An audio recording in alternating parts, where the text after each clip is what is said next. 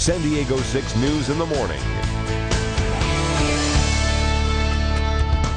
I do. Thanks so much, Jeff. Well, these days it seems teenagers, they're glued to their phones and more are using text to ask for a date, even the prom. Joining us to talk about teens and texting is Drew Olenoff, a textpert at textPlus. So you guys have started taking surveys in the last couple of years. What are you finding as far as teens texting for a date? Teens text a lot, and more importantly, what they're texting about is more personal. So prom's coming up, prom's upon us. It's everybody's talking about it, and we found that 40% of teens would ask someone out to prom over text. And you know, as a parent, I would have to say, I just think that's bad manners. Well, you know, I think obviously we give some tips, but the respondents also said 64% of them would accept a date. Oh my goodness! So there's a whole, there's a whole So you said new tips, guard. though. Well, what are the tips? So I mean, you know, don't use your short code, you know, the LOL, the, you know, all that stuff, you know, use spell check, you know, try to be creative. Don't send a text blast out to a bunch of people, you know, make it personalized, and get a little creative. If you want to take a picture of yourself holding a sign, go to prom with me, that'd be cool. That's a good idea, maybe. Take a picture. So how many texts are kids sending out, and how many kids text? What are the age group, the big age group that's texting? The big age group is 13 to 17, and 75% of them have a cell phone. And wow, that's a big number. It's huge, and they're sending 3,000 texts a month. Wow. And why are they choosing to text rather than send an email or actually pick up the phone and call?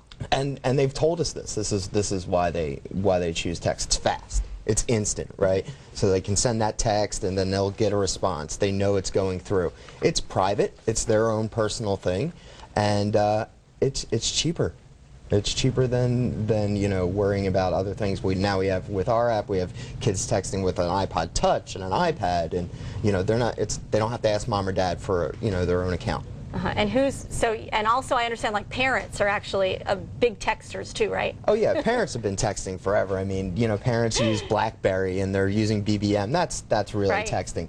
We did an interesting survey. 43% of kids said they text during school, which, you know, sounds not so great. But then 66% of them said their parents text them first during the school day. Okay, so parents are texting first. Okay, that's interesting too. And I have to say, I do teach a college class, and I know that students are texting during my class because I hear the beep and I walk around class and I see it.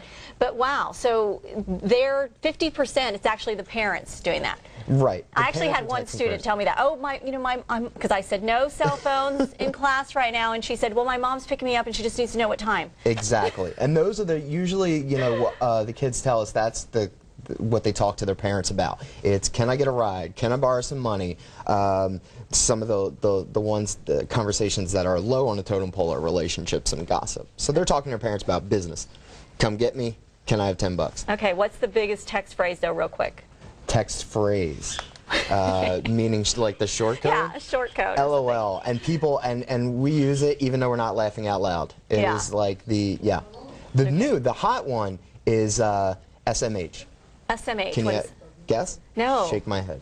Shake my head. Okay, SMH. Just shake my head. SMH, that's the new hot one. I'm going to start using that. Shake my head. Oh my goodness. Okay. Shake my head. Very good. Thanks so much. It's a way to make it more personal, I guess. Exactly. For more information, just go to san diego6.com and click on Hot Topics.